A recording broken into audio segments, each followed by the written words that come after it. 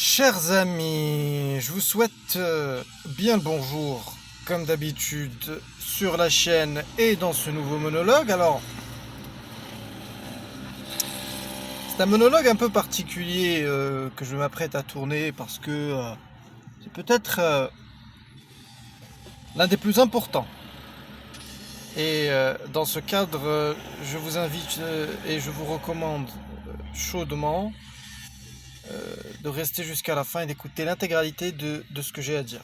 D'accord ? Je rigole pas, je suis sérieux. Aujourd'hui, on va apporter la solution au problème de l'argent. Et je fais ce monologue. Bon, la solution, moi, je l'ai trouvée il y a... Allez, soyons fous, il y a peut-être 8 mois, 7 mois. Mais j'avais la flemme de la mettre, de la mettre sur document. Bon, je suis pas toujours dans mes bons auspices, c'est-à-dire je suis pas toujours euh, préparé mentalement à me retrouver devant une page Word pour rédiger. Donc, je suis quelqu'un de relativement flemmard par nature. Donc, entre le moment où je comprends quelque chose, le moment où je l'écris, le moment où je le publie et le moment où j'en fais une vidéo, il peut s'écouler pas mal de temps. Mais comme récemment sur le serveur, j'ai vu qu'il y avait deux membres de marque qui étaient en train de discuter de la question de l'argent et de la solution à l'argent. Et puis surtout, cette histoire de solution à l'argent, faut pas se mentir. Alors, l'argent, si vous voulez, c'est la plus grosse épine dans le pied de l'humanité. Tout le monde sent au fond de lui qu'il y a un problème, que c'est pas possible de consacrer l'intégralité de sa vie à courir derrière l'argent, mais en même temps, tout le monde se rend compte que c'est nécessaire. Alors avant de proposer cette solution de l'argent, du problème de l'argent, il faut d'abord dessiner le cadre du problème. Et le cadre du problème, il est très simple. Le principal point faible de la monnaie, alors je vais vous passer tout ce qui est introduction, masse monétaire, impression de billets, etc. Tout le monde connaît, hein, de toute façon. Pas besoin de moi pour... Le problème de la monnaie, c'est le tiers de confiance. Le problème de l'humanité, pourquoi est-ce que l'humanité est asservie par l'argent? Non pas à cause de l'argent lui-même, en tant qu'outil d'échange qui permet de fluidifier les échanges économiques, mais parce que cet argent est détenu par une seule institution qui, en l'occurrence, c'est censé être la Banque centrale. Quand je dis que l'argent est détenu, ça veut dire que le droit d'imprimer de l'argent est détenu par la Banque centrale. Ça ne veut pas dire que la Banque centrale a des stocks de billets à ne plus savoir quoi en faire. La Banque centrale n'a pas de stock de billets. La Banque centrale imprime des billets qu'elle distribue ensuite dans les banques commerciales. Qu'il s'agisse de billets de manière particulière ou d'unités de valeur de manière plus abstraite. Et pourquoi est-ce que le fait que ce soit la Banque centrale qui se charge de la gestion de la monnaie et seulement la Banque centrale, pourquoi est-ce que c'est un problème? C'est un problème parce que à partir du moment où c'est une institution qui est visible et qui est identifiée, il devient facile de la corrompre. Je veux dire, la Banque centrale, ça n'existe pas, c'est pas une entité qui existe à part. La Banque centrale est composée de fonctionnaires, c'est-à-dire des êtres humains qui travaillent au sein de cette Banque centrale. Et donc, si on arrive à corrompre les fonctionnaires, on arrive à prendre le contrôle de l'argent. Et c'est quoi le problème? Comme c'est quelque chose qui me semble, dont j'avais brièvement parlé dans un autre vidéogramme, mais c'est quoi le problème? C'est que, qu'est-ce qui se passe en fait? Si moi je suis un acteur privé, un acteur malveillant, qui parvient à mettre la main sur la Banque centrale, que ce soit de manière officielle ou de manière officieuse à travers des lobbies et des groupes d'influence, eh bien à partir du moment où je contrôle la Banque centrale, j'ai plus besoin de travailler. Parce que si demain je veux acheter quelque chose, il suffit que j'imprime des billets pour aller l'acheter. Puisque c'est moi qui ai le droit d'imprimer des billets. Donc pourquoi est-ce que je vais aller travailler? C'est-à-dire que je me place dans la situation où je peux accéder à une chose pour laquelle d'autres doivent travailler. Et moi j'y ai accès sans travailler. Les autres, pour pouvoir accéder à l'argent, ils doivent fournir un travail. Moi, pour accéder à l'argent, il suffit que j'appuie sur un bouton. Mais l'utilisation de l'argent, est exactement la même que l'utilisation qu'en fait quelqu'un qui travaille. C'est-à-dire que je peux prendre mes billets et je peux les dépenser sans avoir à fournir aucun effort, aucun travail, sans avoir à développer aucune expertise ni domaine de compétence.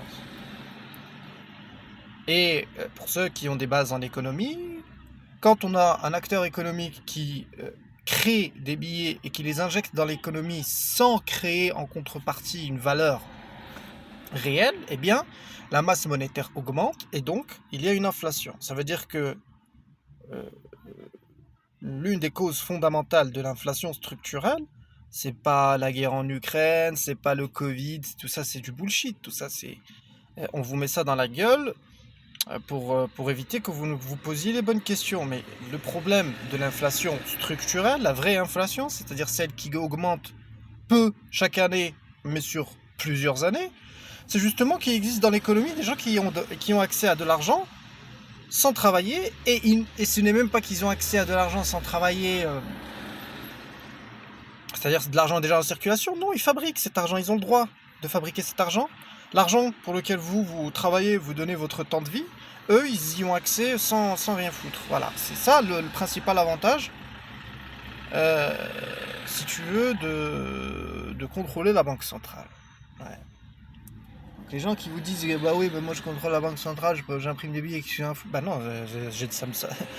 Si toi t'es milliardaire, tu as 150 milliards de dollars ou je sais pas quoi, mais moi je suis milliardaire avec un montant infini puisque je peux imprimer les billets autant que je veux. Donc c'est un problème. Et là où le mécanisme de servitude se met en place, c'est que bah il y a beaucoup trop d'argent, il y a beaucoup trop de monnaie en circulation à cause de moi, puisque moi j'ai imprimé des billets pour m'acheter ce que je veux sans bosser. Bah toi, il va falloir que tu travailles doublement, c'est-à-dire que il va falloir que tu fournisses le double du travail que tu fournissais pour que l'excédent de richesse que tu auras créé puisse compenser l'excédent de monnaie sur le marché pour que la monnaie puisse maintenir sa valeur. C'est-à-dire que toi, tu travailles pour que l'instrument de ton esclavage, c'est-à-dire la monnaie, puisque moi j'imprime, j'en ai déjà parlé, mais je prends la peine de me répéter pour être sûr que ça rentre bien dans le crâne. Si moi j'ai accès à de l'argent gratuitement, sans travailler, et que toi tu es obligé de travailler pour avoir accès à ce même argent, alors qu'est-ce que ça veut dire? Ça veut dire que tu travailles pour moi. Ça veut dire que tu travailles pour moi, c'est pas que tu travailles pour moi dans le sens il y a une transaction. C'est pas tu travailles pour moi dans le sens moi je suis le patron et toi tu es l'employé. Parce que même dans le cadre d'une relation entre un patron et un employé, il y a une transaction. C'est-à-dire que le patron a des droits sur l'employé.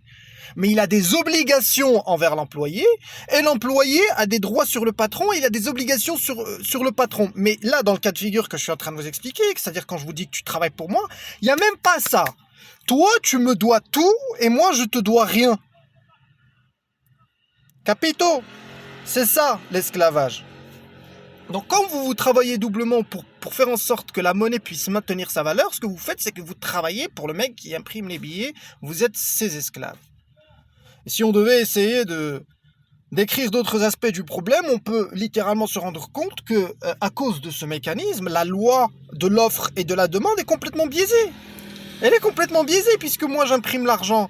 Donc je peux créer une offre artificielle, je peux créer une demande artificielle, je peux faire du battage médiatique et marketing pour faire croire à la population qu'il y a un certain produit qui a du succès, ou qu'il y a une certaine personnalité qui a du succès, ou qu'il y a un certain sport qui a du succès, alors qu'en réalité tout ça c'est artificiel.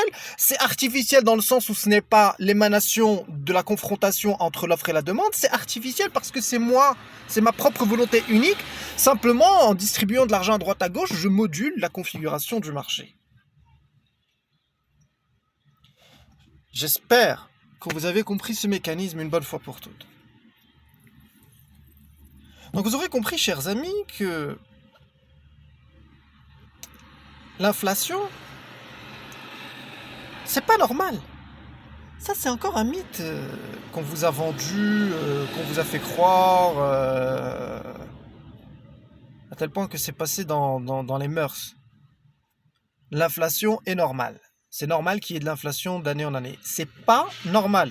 C'est pas normal qu'il y ait de l'inflation. L'inflation n'est pas un phénomène naturel dans une économie saine.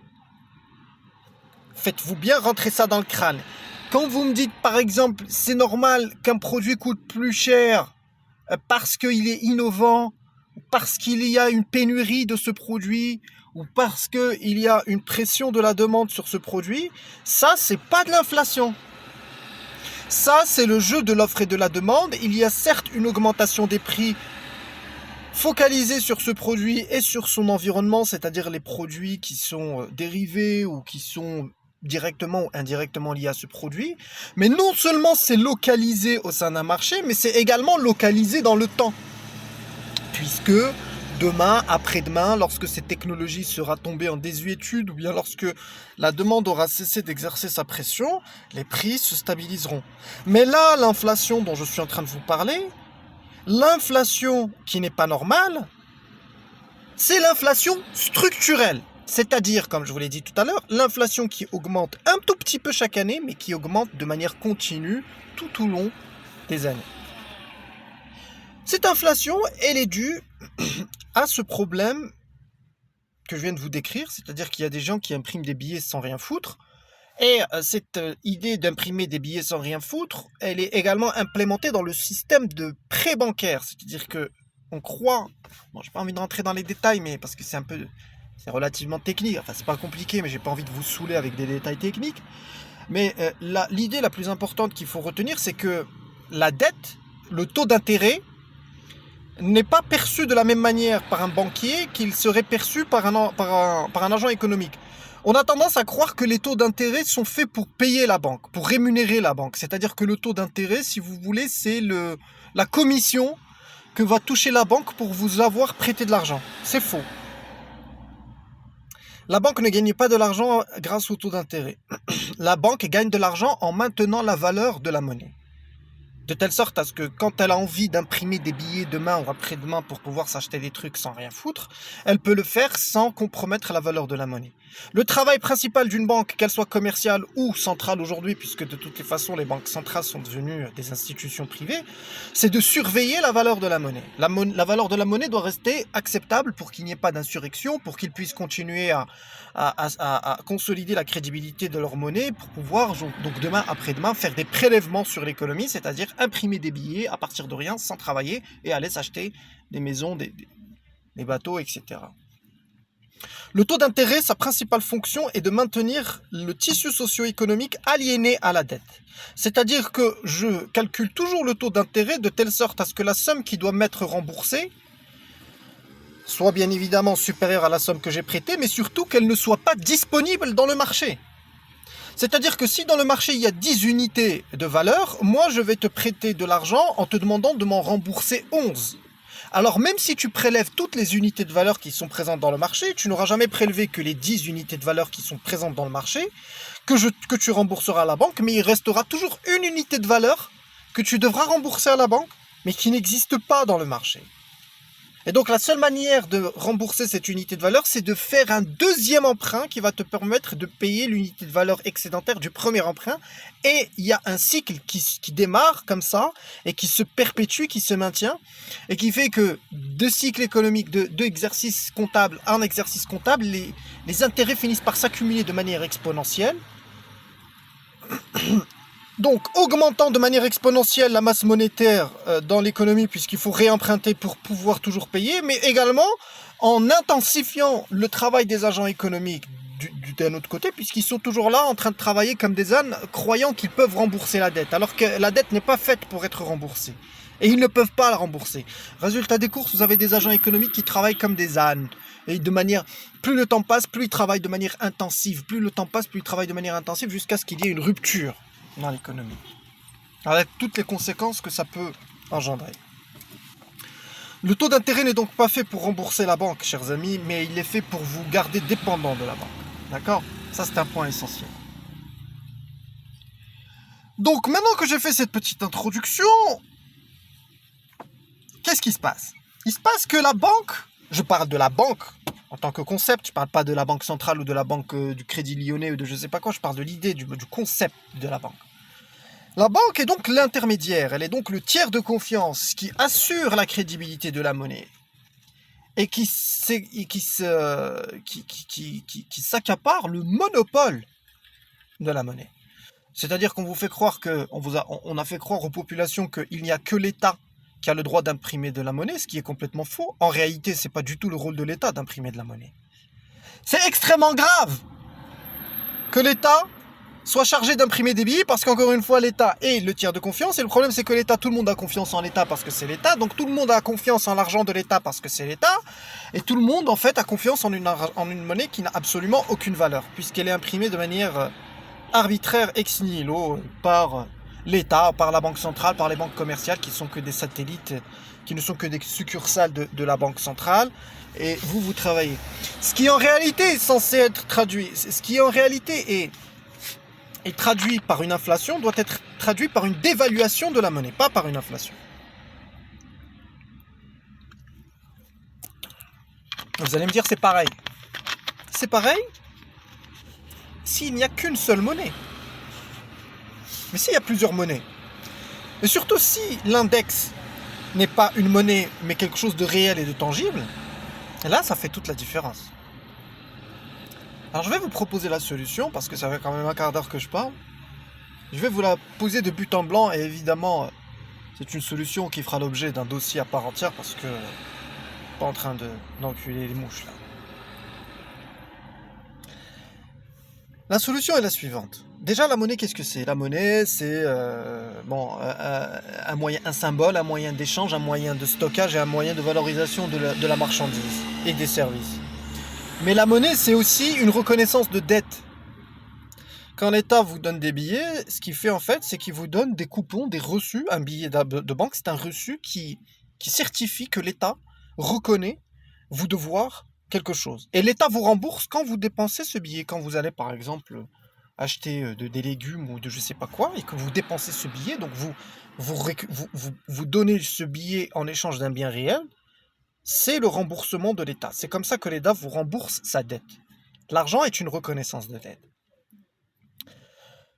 Cette reconnaissance de dette, admettons un tissu socio-économique où il y a un certain nombre d'entreprises, mais plutôt que de devoir échanger avec les autres agents économiques en utilisant l'argent, c'est-à-dire la reconnaissance de dette de l'État, une entreprise avait le droit d'émettre ses propres reconnaissances de dette. C'est-à-dire que chaque entreprise a le droit d'imprimer son propre argent. C'est très simple, hein, il suffit que l'entreprise ait une certaine crédibilité sur le marché pour qu'elle puisse aller vers ses fournisseurs ou vers ses clients et leur donner des reconnaissances de dette qui seront parfaitement acceptées et reçues par ses clients ou par ses fournisseurs, eu égard à la réputation de l'entreprise sur le marché. Donc une entreprise qui imprime son argent, c'est juste une entreprise en fait qui imprime sa propre reconnaissance de dette. Cette reconnaissance de dette sera perçue par le fournisseur, en échange de quoi l'entreprise va toucher ses biens et ses services, et le fournisseur, fondé sur la crédibilité de cette entreprise sur le marché, pourra échanger cette même reconnaissance de dette auprès d'un autre agent économique contre d'autres biens et des services, et c'est une reconnaissance de dette qui va circuler comme ça sur le marché. Plus l'entreprise émet de reconnaissance de dette, plus il y a de reconnaissance de dette dans le marché, plus la valeur de la reconnaissance de dette unitaire va diminuer, ce qui va compromettre la capacité d'endettement de l'entreprise et qui va mener à la faillite. Donc, dans un tel système économique dans lequel chaque entreprise a le droit d'imprimer ses propres reconnaissances de dette, l'excédent dans l'impression de reconnaissance de dette, donc d'unité monétaire, ne se traduira pas par une inflation, c'est-à-dire que ça ne se traduira pas par une obligation des agents économiques de travailler de manière plus intensive pour maintenir la valeur, mais au contraire, elle se traduira par une dévaluation de l'unité monétaire correspondante aux reconnaissances de dette émises par cette entreprise, ce qui fait que cette unité monétaire va se dévaluer sur le marché, ce qui va mener à une incapacité d'endettement de l'entreprise et à une faillite. Si la valeur de l'unité monétaire au sein du marché diminue, les autres agents économiques cesseront d'accepter cette reconnaissance de dette en guise de paiement. Parce qu'il faut bien comprendre une chose. Pourquoi est-ce que tout à l'heure je vous ai dit que c'était extrêmement grave que l'État s'accapare le monopole dans l'impression de la monnaie? C'est grave parce que l'État est une institution d'intérêt public. Et dans ce cadre, l'État ne peut pas faire faillite. Et quand je dis l'État ne peut pas faire faillite, ce que je dis c'est que l'État ne peut pas... L'État a le pouvoir de ne pas assumer les conséquences des conneries qu'il fait. C'est ça. L'État peut pas faire faillite. C'est-à-dire que l'État peut faire... En gros, l'État est dans une situation... Quand je dis l'État, je dis tout... Enfin, bravo, la banque, l'État... Je parle en général, c'est-à-dire, puisqu'on fait de l'épistémologie, c'est le tiers de confiance. Quand je dis l'État, quand je dis la banque, quand je dis la banque centrale, en réalité, je parle du tiers de confiance. Donc, pour simplifier les choses, on va parler du tiers de confiance. Le tiers de confiance, en l'occurrence l'État, ne peut pas faire faillite, il n'est donc pas en position d'assumer les conséquences de ses propres dérives, puisqu'il peut imprimer de l'argent autant qu'il veut. Par contre, plutôt que de faire faillite, c'est-à-dire que plutôt que d'admettre publiquement que sa monnaie n'a plus de valeur, il va au contraire parler d'inflation, l'inflation qui n'est qu'en réalité la formulation inverse de la perte de valeur d'une unité monétaire. Il va vous parler d'inflation, sous-entendu, plutôt que de devoir assumer les conséquences de ce que je fais devant les tribunaux, eh ben vous allez travailler de manière plus intensive pour maintenir la valeur de l'argent, c'est-à-dire pour pouvoir payer mes conneries, quoi. Donc à partir du moment où le tiers de confiance aujourd'hui dans le système actuel, à partir du moment où nous avons affaire à un tiers de confiance qui n'a pas à assumer les conséquences de ses conneries, c'est-à-dire qu'il ne peut pas faire faillite, il n'a pas le droit d'imprimer des billets. Les seuls qui ont le droit d'imprimer des billets, ce sont ceux qui doivent faire face à leurs conséquences, c'est-à-dire ceux qui doivent faire face à une faillite. Aujourd'hui, je suis une entreprise. Si j'imprime trop de reconnaissance de dette, mes reconnaissances de dette vont perdre de la valeur au sein du marché, elles vont cesser d'être acceptées par les autres agents économiques, je serai en incapacité d'endettement, je ferai faillite, je disparais. Basta. Et la véritable monnaie, la monnaie, la vraie, celle qui doit réellement être de la monnaie, la vraie monnaie, c'est le joule. C'est le joule, c'est-à-dire que c'est de l'énergie, non pas de l'énergie produite, parce qu'on peut éventuellement imaginer une société ou une civilisation qui est capable de produire de l'énergie à l'infini, mais en réalité, c'est censé être le joule dans le sens, c'est l'énergie qui est consommée par l'économie au cours d'un exercice comptable. Parce que l'énergie qui est consommée par une économie est exactement égale à la quantité de richesse qui est en circulation au sein de cette économie. Et donc, il ne risque pas d'y avoir de fluctuations. En plus, l'énergie, il est facile de la tracer, elle est facilement traçable à travers différents moyens, que ce soit l'énergie électrique, que ce soit l'énergie mécanique, que ce soit l'énergie thermique. On peut donc la quantifier exactement. Et puis surtout, elle est entre les mains de personnes, puisque tout le monde consomme de l'énergie. Donc la véritable monnaie, ça doit être de l'énergie. Et adossé à cette monnaie, toute entreprise a le droit d'émettre ses reconnaissances de dette.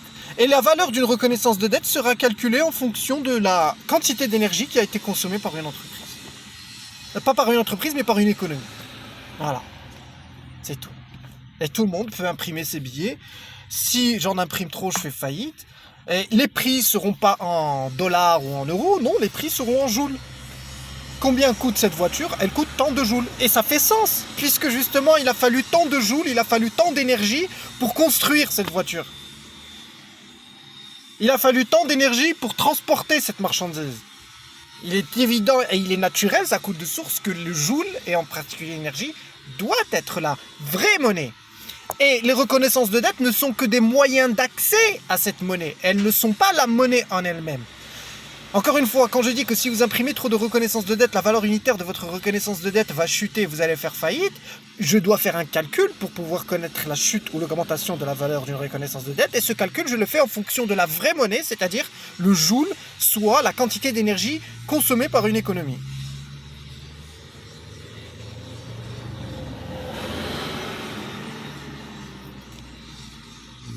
C'est comme ça que ça doit fonctionner.